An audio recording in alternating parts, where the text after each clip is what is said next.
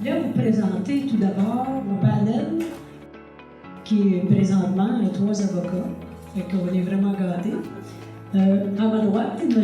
Camille Édouard, qui est vraiment le chargé de projet de Justice en Action.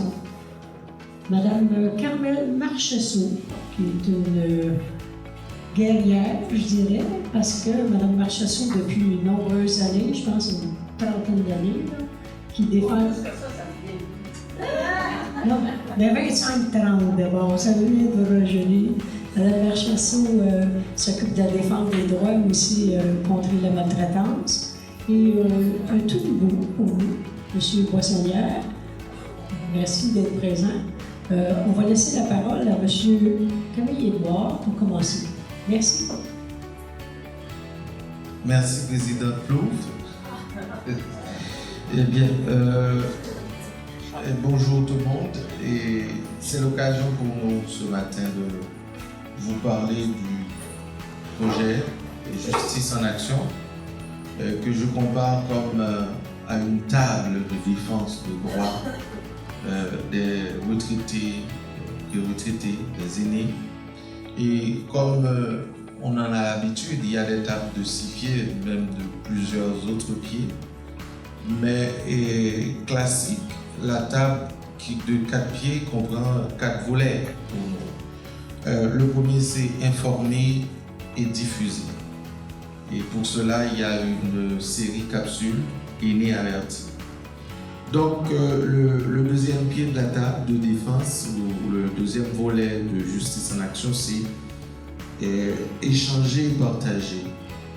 Et c'est ce qui fait que nous sommes tous là ce matin. Il s'agit d'une série de conférences, débats, échanges, et droit et justice. Et ce matin, nous aurons 2 présentations.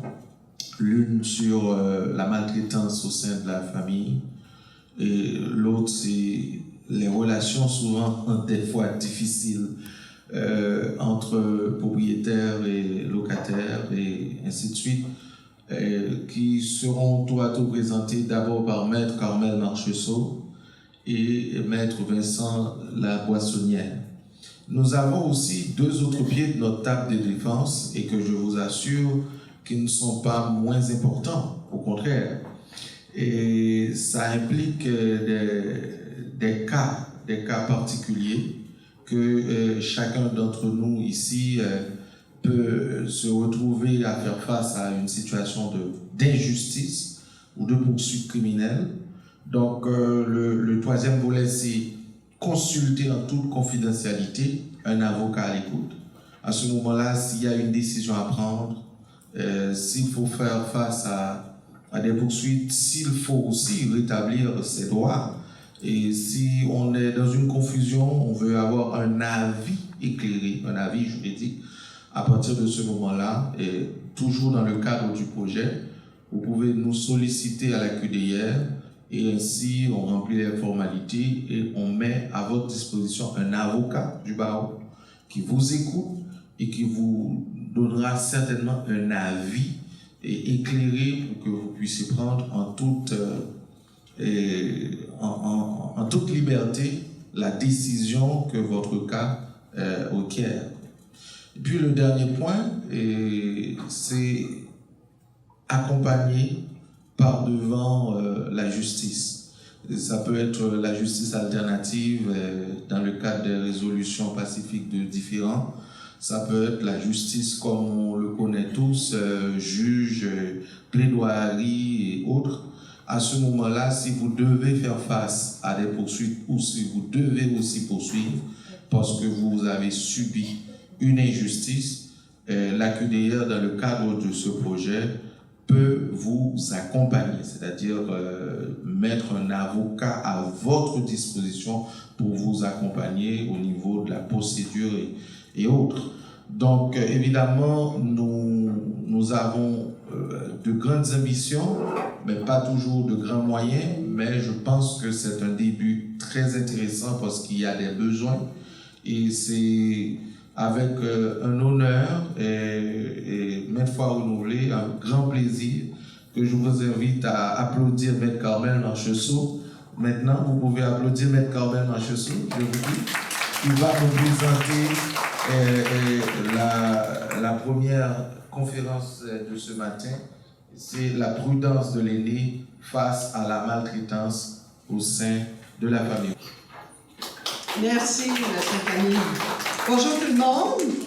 D'ailleurs, je dois en premier lieu remercier Mme Plouffe, la QDR, tous ceux qui en font partie, tous les membres de la QDR L'Assomption pour nous faire confiance parce qu'on travaille en collaboration avec la QDR L'Assomption pour faire connaître vos droits. Et je suis aujourd'hui, en tant que présidente de Juristes à domicile et aussi de groupe Accès Justice. Alors, Juristes à domicile, vous l'avez vu sur le programme de Justice en Action, c'est un OBNL qui informe, qui accompagne et qui vous oriente quand vous avez des problèmes ou quand vous ne savez pas comment comprendre un document, parce que quelquefois c'est très complexe, et puis on en perd notre latin, comme on dit souvent. Alors, Groupe Accès Justice, c'est une étude légale à vocation sociale, et puis on vous réfère à des avocats qui acceptent de travailler à prix modique. Mais dans ce cas-ci, Justice en Action, comme l'a dit Maître Camille, vous procure un avocat à prix modique. Alors, c'est excellent parce que ça n'existe pas beaucoup, ça, des avocats à prix modique, mais leur travail, évidemment, est de qualité et c'est en ce sens qu'on veut faire valoir vos droits. Donc, vous êtes bienvenus et merci d'être ici ce matin. Alors, Maître Laboissonnière et moi, nous allons faire de notre mieux pour répondre à vos questions. Évidemment, il va y avoir une période de questions à la fin de chaque conférence. Si vous n'en pouvez plus et que vous voulez absolument nous poser une question au cours de la conférence, on va l'accepter ou on pourra tenter de répondre à vos questions le mieux qu'on pourra. Et si parfois c'est une question piège, ben à ce moment-là, on va vous revenir et puis on va tenter de répondre à votre question le plus rapidement possible. Ça vous va? Oui. OK. Alors, moi, je vais me promener un peu là, parce que je suis un peu inconfortable là. Donc, la prudence chez l'aîné, surtout dans la famille. Y a-t-il quelqu'un qui va activer ça? Bon, ça, on peut passer, là, c'est pas important. Comment reconnaître la maltraitance ou l'exploitation? OK? Il y a une différence entre les deux. Alors, qu'est-ce que la maltraitance? La maltraitance réfère donc à l'ensemble des violences et des négligences que peuvent vivre les aînés. Tout le monde, on en a vécu un petit peu, chacun de notre façon. Hein? Alors, elle peut prendre deux formes, violence ou négligence, qui peuvent se présenter selon 7 types. Ça peut être psychologique, physique, sexuelle, financière ou matérielle, la violation de vos droits, organisationnelle et l'agisme, c'est-à-dire on vous traite de telle façon, on vous maltraite parce qu'on est vieux. Mais non, ça n'existe pas. Là. On est protégé par la loi, nous autres, au Québec, ici. OK? Alors, ça, c'est la définition de DIRA, qui est un organisme, justement, qui accompagne les gens qui seraient victimes de maltraitance. Ensuite, qu'est-ce que la maltraitance? Donc, il y a la maltraitance intentionnelle. Je ne vous cache pas ici, là. Non. Intentionnelle, la personne veut causer de la violence ou néglige volontairement. OK? Bon. Alors, on vous donnera peut-être des exemples plus tard. Et ensuite, la maltraitance non intentionnelle, c'est-à-dire que la personne ne cherche pas nécessairement à causer de la violence ou de la négligence, mais par la force des choses, ça se produit. Puis là, je pense très souvent, moi, à des situations où, par exemple, il y a des proches aidants dans une famille, puis on est tellement épuisé à un certain moment donné qu'on n'en peut plus, puis ça peut ressembler un petit peu à de la maltraitance non intentionnelle. Alors, pourquoi je donne cet exemple-là? C'est parce que les proches aidants ou encore les personnes qui aident quelqu'un d'âgé dans la famille doivent se protéger eux-mêmes contre le comportement qu'ils peuvent avoir à l'endroit d'une personne âgée. C'est très subtil, hein? Je ne sais pas si vous avez vécu des situations similaires, mais il faut faire attention à ça. Puis si vous voyez que ça peut ressembler à ça, là, dans un comportement spontané, ben faites-vous aider, consultez quelqu'un. On a toujours besoin d'un soutien à un certain moment donné dans des situations difficiles parce qu'il faut s'occuper d'une personne qui en a besoin. OK, prochain. Bon, qu'est-ce que la maltraitance organisationnelle? Bien, c'est toute situation préjudiciable créée ou tolérée par des procédures d'organisation privée, publique ou communautaire responsables d'offrir des soins ou des services de tout type qui compromet l'exercice des droits et des libertés de la personne aimée. Bien, ça, il y a une loi sur la maltraitance. C'est pas ça le sujet aujourd'hui, là. Aujourd'hui, c'est la maltraitance et l'exploitation dans le cadre de la famille. Mais si, par exemple, dans un CHSLD, ou une RPA, ou tout organisme, ou tout établissement qui correspond, qui relève du gouvernement du Québec, ou autrement, qui s'est énuméré dans la loi, bien, il y a une possibilité de déposer une plainte, il y a un commissaire aux plaintes, et il y a une possibilité de faire valoir les droits de la personne qui est lésée. OK? Mais ce n'est pas notre sujet aujourd'hui. Et je voulais quand même vous parler du fait qu'il existe une loi spécifique à cet effet. Qu'est-ce que l'exploitation maintenant par rapport à la maltraitance? Alors, exploiter, c'est profiter de l'état de vulnérabilité ou de dépendance d'une personne pour la priver de ses droits. Ça, c'est la définition de la Commission des droits de la personne. Alors, souvenez-vous là, du terme vulnérabilité. Hein? Plus on vieillit, plus on devient vulnérable. On n'est plus comme à 20 ans, là, où on est éternel. Hein? Alors, ben, c'est éternel encore, lui. Donc, la vulnérabilité, c'est toute personne âgée qui se retrouve, évidemment, dans cette situation-là par la force des choses. Alors, prochain point. Qu'est-ce que l'exploitation maintenant? Bien, ça, c'est interdit par la Charte des droits et libertés de la personne. Okay? Personne ne peut exploiter une personne âgée. Bon. Vulnérabilité physique, psychologique, sociale, économique ou culturelle, un abus financier, physique ou psychologique. Puis là, on verra les exemples ultérieurement. Là, je vous parlerai de cas dans lesquels on a occupé ou encore pour lesquels on a été approché. Il y a 3 critères pour se dire qu'il y a exploitation. Premièrement, il doit y avoir une mise à profit, c'est-à-dire que quelqu'un doit profiter de quelque chose financièrement. Là. Il y a une position de force par rapport à la personne âgée, et c'est la personne âgée au détriment d'intérêts plus vulnérables, et on pense toujours à la notion de vulnérabilité plutôt que de dépendance. Alors, par exemple, un étranger, pas quelqu'un de la famille, mais un étranger peut exploiter une personne âgée si on rencontre tous ces critères-là. Donc, le critère premier, c'est toujours le plus important, c'est la vulnérabilité. Qu'il y ait quelqu'un de parent ou d'étranger, c'est toujours la vulnérabilité de la personne âgée qui doit être retenue en premier lieu. On se comprend? Bon, prochain point. Donc, maltraitance, ça a plutôt lieu, comme on voit, dans des relations de confiance. Hein? Alors, ça peut être au sein de la famille, ça peut être des amis qui nous connaissent depuis un certain temps. Oui, Mme Plouffe? La personne qui n'est pas capable de dire non. Ben, ça, c'est... Peut-être que c'est pas juste les personnes âgées, là, c'est tout le monde, bien souvent.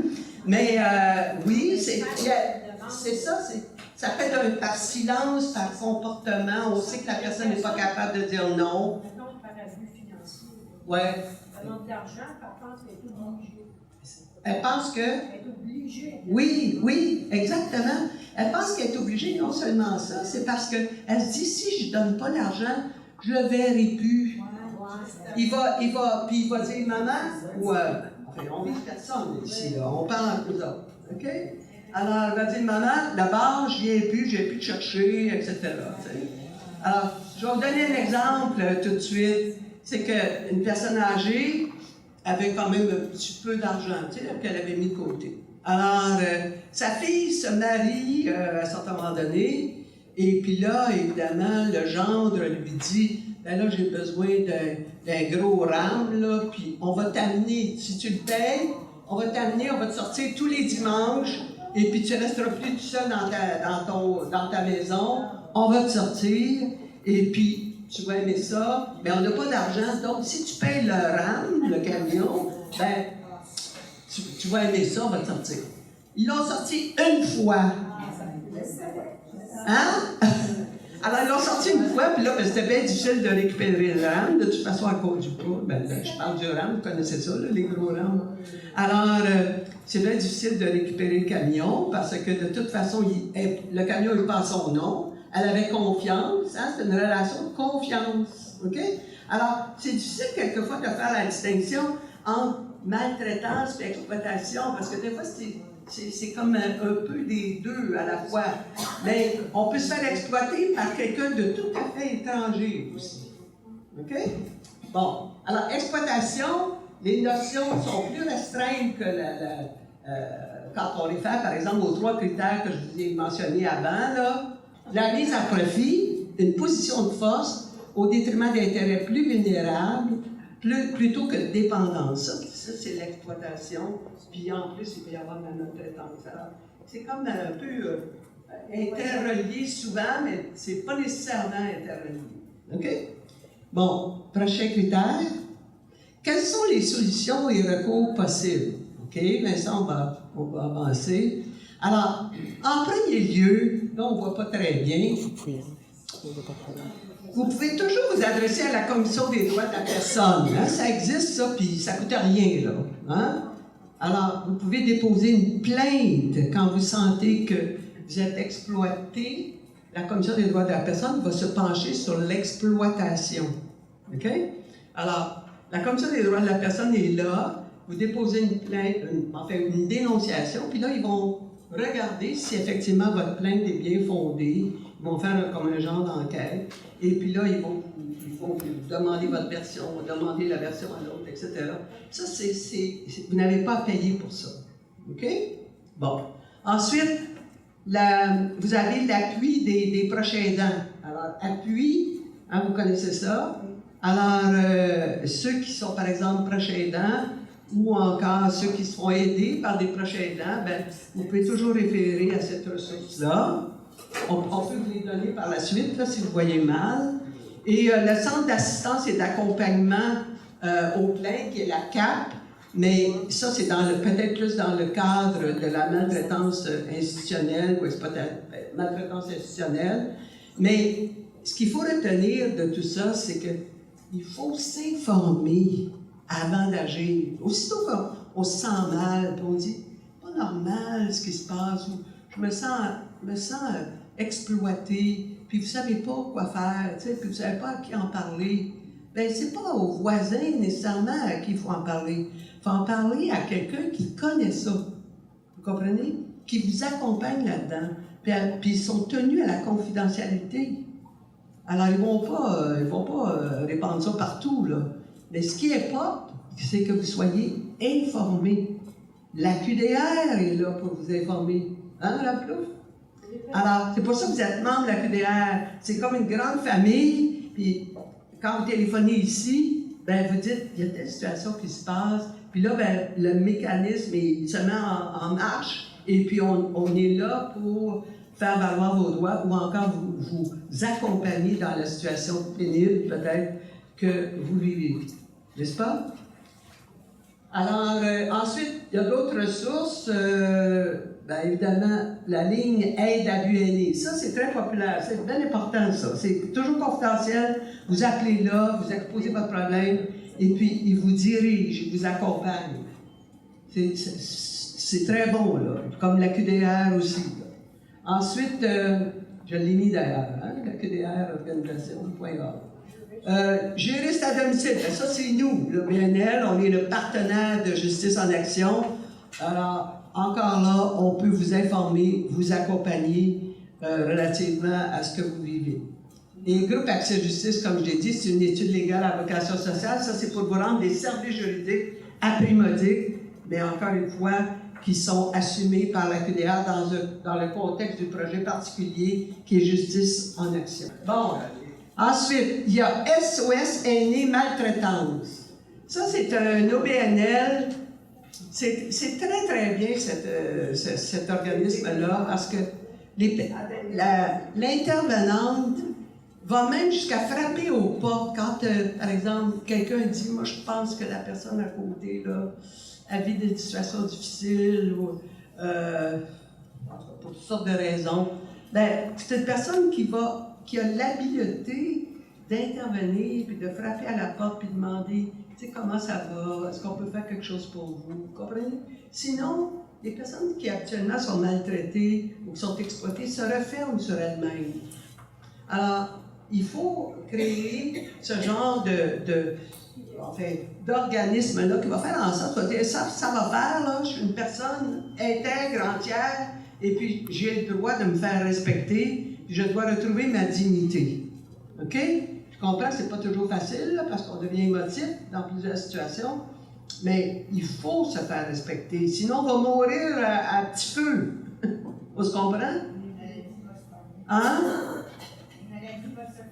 C'est ça, ça va affecter notre santé. Alors, il faut vraiment se faire respecter en tant qu'individu, puis vous allez être d'autant plus apprécié par les personnes qui vous entourent. OK? Mais il faut commencer de bonne heure pour ça. Là. Puis comme dit Mme Plouffe, il faut savoir dire non. OK? À un certain moment donné. Les 3 lettres, je dis toujours, il y a oui et il y a non. C'est ça, exact. Bon, alors, donc, en premier lieu, avant de passer à la médiation, tu sais, les recours possibles, premier lieu, je répète, il faut vous informer. OK? Il faut savoir dans quelle patinoire on patine. OK? C'est quoi la largeur de la patinoire? Puis là, après ça, une fois informé, on peut prendre une décision éclairée. Avant ça, là, le petit hamster se promène, puis là, on dit, qu'est-ce qui va arriver, là, on est perdu. Alors, en étant informé, ben, ça devient plus clair, et puis en étant accompagné aussi, ça change toute la situation. Okay? Alors, la médiation, vous avez entendu parler de ça, hein, beaucoup? Pourquoi je l'ai mis en deuxième lieu, la médiation? C'est parce que, surtout dans une situation familiale, appelons ça comme ça, de conflit familial ou une situation délicate au sein de la famille, toujours mieux de s'entendre que de passer au gros moyen. Vous êtes d'accord avec moi? Oui. Pourquoi? Parce que, encore une fois, ça vient nous chercher. Bon. Alors, la médiation, il faut que les deux personnes soient consentantes pour avoir recours à la médiation. Il y a des médiateurs qui sont formés particulièrement pour tenter de régler les conflits familiaux. T'sais? Par exemple, il y a des médiateurs en droit matrimonial. Si vous avez entendu parler de ça à la télévision. Alors, quand on a des enfants, il faut nécessairement que les parents passent par la médiation obligatoirement. Ils ont 5 heures gratuites selon qui sont payées par le gouvernement.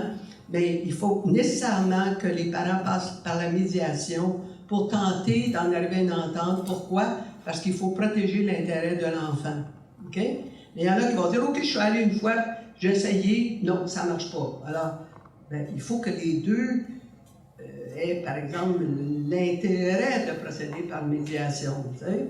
Alors, en étant soutenu, on peut tenter de convaincre l'autre personne et dire, ben, essayez de lui dire telle chose, que c'est plus avantageux, parce qu'une poursuite judiciaire, ça va coûter cher, etc. Alors, on ne peut pas menacer une personne de poursuite au criminel, hein, je vous le dis tout de suite. Mais une poursuite au civil, c'est pas pareil. T'sais, on va dire, ben là, je vais être obligé de recourir aux tribunaux. OK? Civil. Bon. Alors, le but, c'est de parvenir à un règlement de conflit à l'aide d'un médiateur. L'avantage, c'est efficace, c'est rapide, c'est peu coûteux parce que les deux parties payent la moitié des frais. Ça coûte toujours un petit peu quelque chose, là, parce qu'en droit matrimonial, il y a 5 ans, je vous l'ai dit, mais là, c'est pas le cas. Là. Ici, on est dans une situation familiale, ou c'est un parent qui a un problème avec quelqu'un, hein? C'est vous qui avez un problème avec quelqu'un, c'est pas nécessairement, c'est pas votre conjoint qui a des enfants, c'est pas la même chose. OK? Alors, confidentiel et volontaire. Confidentiel, pourquoi? Tout ce qui se dit devant un médiateur, c'est confidentiel. En ce sens que s'il y a une poursuite judiciaire par la suite, le médiateur ne peut jamais venir témoigner pour dire « elle a dit ci, il a dit ça, etc. » Donc, il ne peut pas venir témoigner, il n'est pas contraignable, qu'on dit au sens de la loi.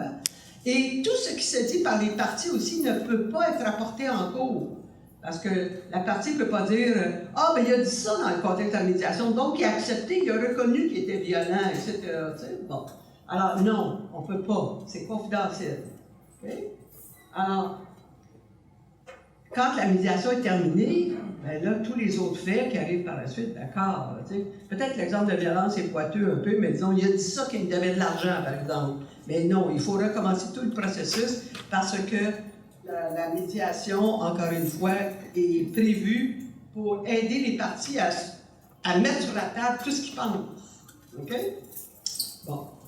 L'entente peut être homologuée par un tribunal si souhaité. C'est-à-dire, si par exemple, quelqu'un me doit de l'argent, et j'ai une personne aînée, j'ai exploité, puis dans le cadre de médiation, on en arrive à une entente, l'autre personne accepte de me rembourser l'argent, etc., mais ça peut être entériné, c'est-à-dire que le tribunal peut accepter de rendre un jugement relativement à l'entente qui serait intervenue, une entente écrite qui intervient dans le cadre de la médiation, et puis là, le tribunal leur rend jugement, puis ça veut dire que si la personne ne paye pas, on peut exécuter la récupération de l'argent sur les biens de l'autre personne. On se comprend?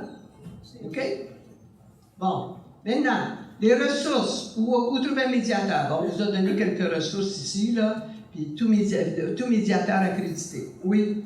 Je voudrais inviter les gens à regarder dans le coin de voir, on a Amélie Brunet, qui est de l'organisme de justice et qui s'occupe des médiateurs. Bon. Donc, on réfère beaucoup notre organisme auprès d'Amélie. Et c'est ça, c'est un service gratuit. Hein? Oui. C'est excellent. Parfait. Alors, puis, vous voyez que c'est vraiment, là, c'est demandé de plus en plus parce qu'on voit que ça va beaucoup plus vite que les tribunaux. Oui. Oui. Est-ce que Mme Amélie est ce que vous appelez médiatrice accréditée? Oui, peut-être expliquer. Ben oui, nous, on offre la médiation citoyenne. Donc, nos médiateurs ne sont pas accrédités, ils sont certifiés. Donc, il y a quand même tout un processus de sélection et de formation pour devenir médiateur citoyen. C'est quand même assez semblable, donc confidentiel et volontaire, gratuit peut-être la différence. Les médiateurs sélectionnés et formés sont des bénévoles. Donc, c'est vraiment issu de la communauté pour la communauté. Puis, on peut là, justement là, s'insérer dans des situations de maltraitance, bien souvent quand c'est non volontaire de la part là, de la personne qui maltraite et qui, bon, pour toutes sortes de raisons, là, ne voudrait pas aller vers la justice, par exemple. C'est ça. Alors, vous voyez, de plus en plus, on voit qu'il y a des besoins. Et par chance, il y a des organismes comme ça qui naissent et qui aident les personnes vulnérables. Oui, Mme Plot? Et je suis en passant l'ambassadrice de la médiation citoyenne. Bon! Depuis, Et partout! Et partout! depuis plus de 10 ans. Bravo, bravo. OK. Prochain? Ouais.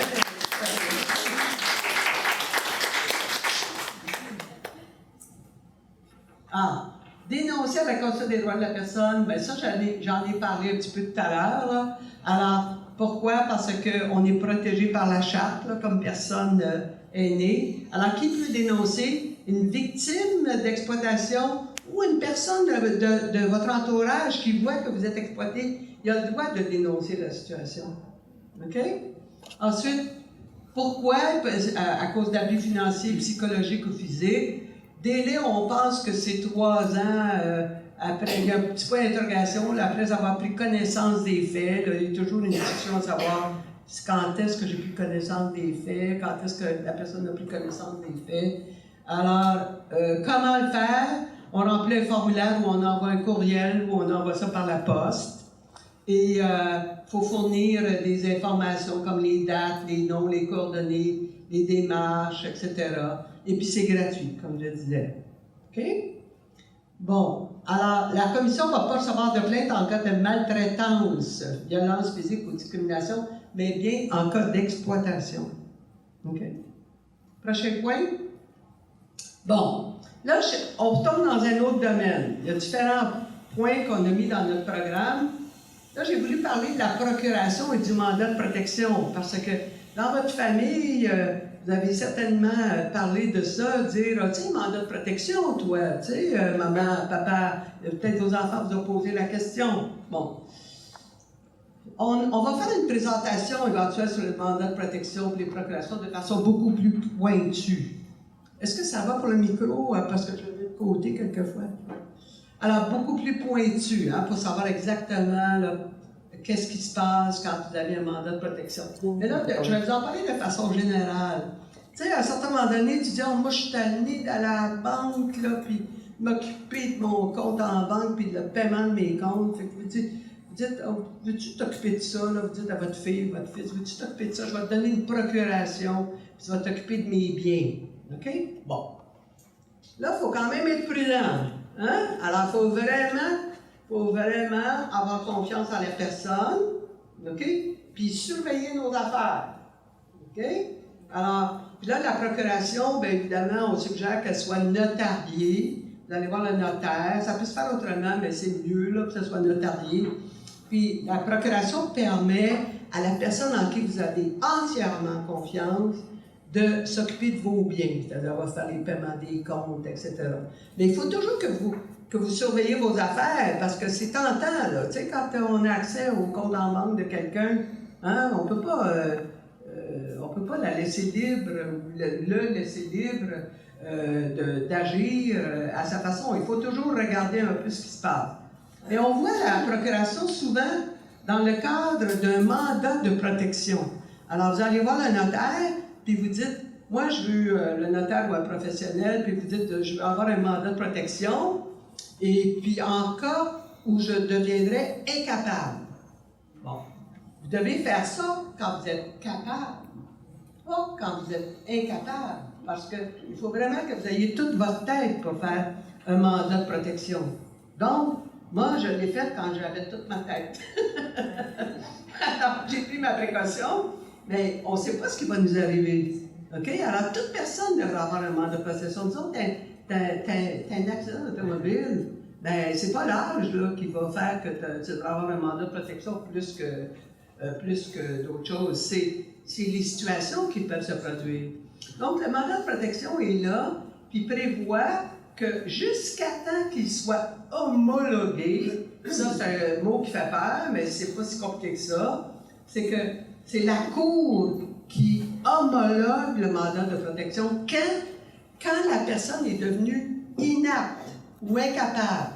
Puis ça, c'est suite à une évaluation d'un travailleur social, puis une évaluation médicale, c'est très sérieux, ça peut être contesté aussi, en tout cas. Mais c'est la Cour, c'est le juge qui, lui, constate, après avoir évalué tout le dossier, étudié tout le dossier, si effectivement on est devenu incapable. Et là, si la Cour décide ainsi, la Cour va homologuer le mandat de protection, c'est-à-dire que c'est là qu'il devient en vigueur. Il ne devient pas en vigueur avant, là. T'sais? Si votre enfant dit « Ah, ben oui, ma mère a un mandat de protection, et puis c'est prévu ça, etc. » Non, il n'est pas en vigueur à moins qu'il y ait un jugement reconnaissant votre incapacité. OK? Mais la procuration au bien, elle vaut pour administrer vos biens, mais vous pouvez toujours la retirer si vous n'êtes pas content, parce que vous êtes encore apte à le faire, puisque le jugement n'est pas rendu. Oh, il y a pas mal de questions. J'avais une première question ici. Oui? Vous disiez tout à l'heure que quand on se sent un petit peu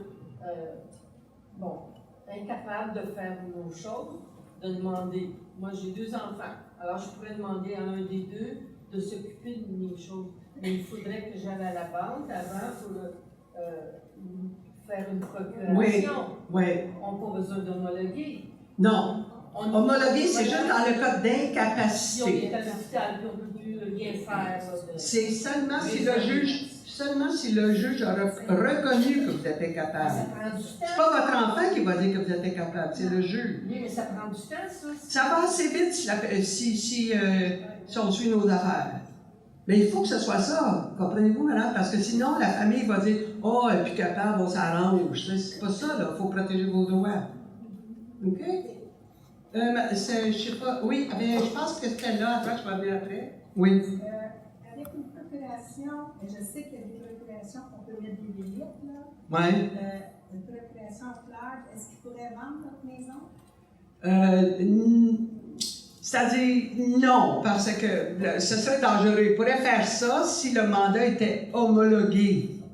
OK? Oui. Parce que vous seriez incapable. Oui. Ouais. Si jamais... Il faut faire attention au contenu de la procuration. Faut pas, si vous ne voulez pas que ça se passe, là, vous limitez les choses dans la procuration. On met des clauses. Oui, oui, absolument. C'est vous qui décidez.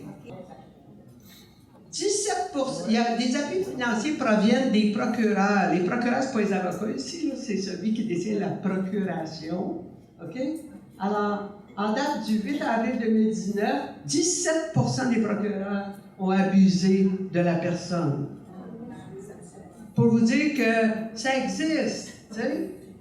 Bon, mais on peut demander, quand quelqu'un a une procuration, on peut dire « Rends-moi compte de ce que tu as fait, montre-moi là, qu'est-ce que tu as payé, là, tu sais? » Vous pouvez demander ça là, à la personne.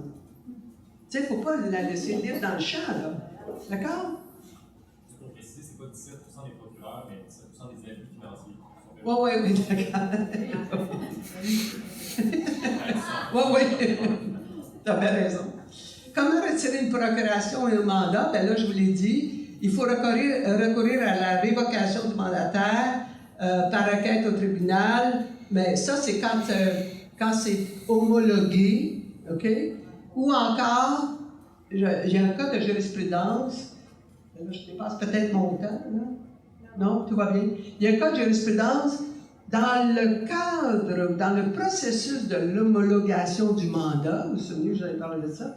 Là, il y avait un mandataire qui est procureur, c'est la même chose. Là. Okay?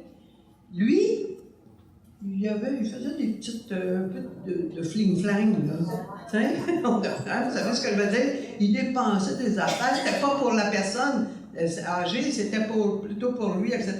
Alors, il y avait la personne avait pris la précaution de nommer deux autres procureurs.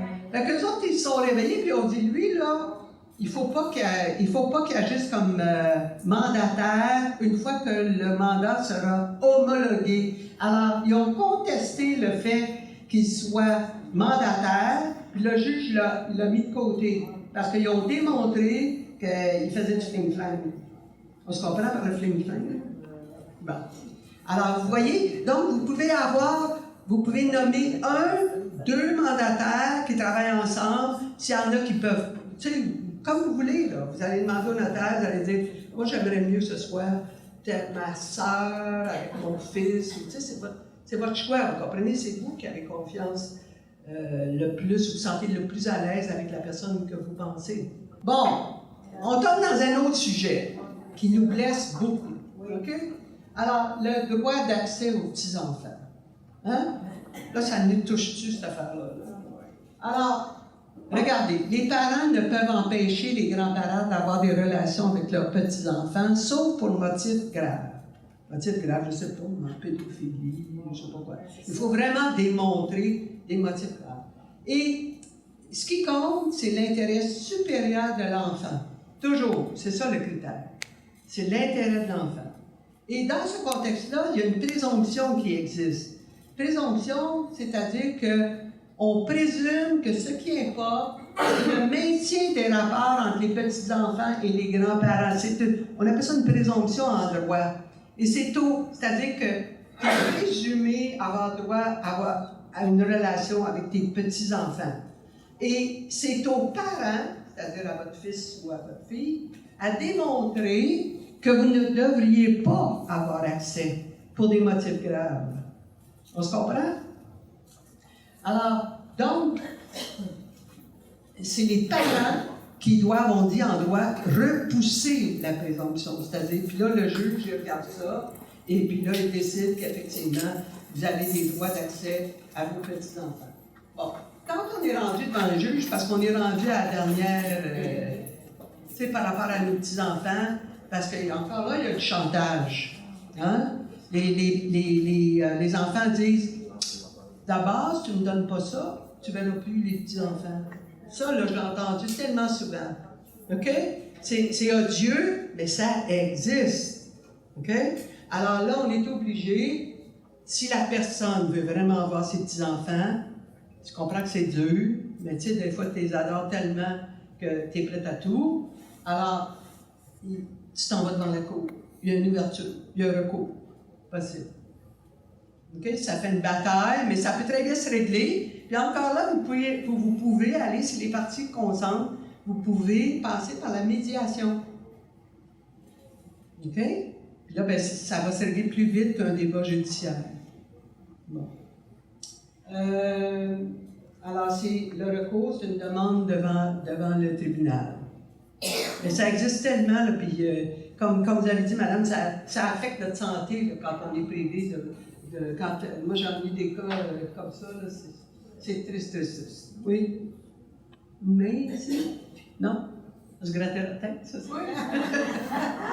Bon, OK. Intenter un recours au civil. Bon, je vais vous donner des exemples maintenant. Est-ce qu'il n'y en a pas d'autres après ça? Là?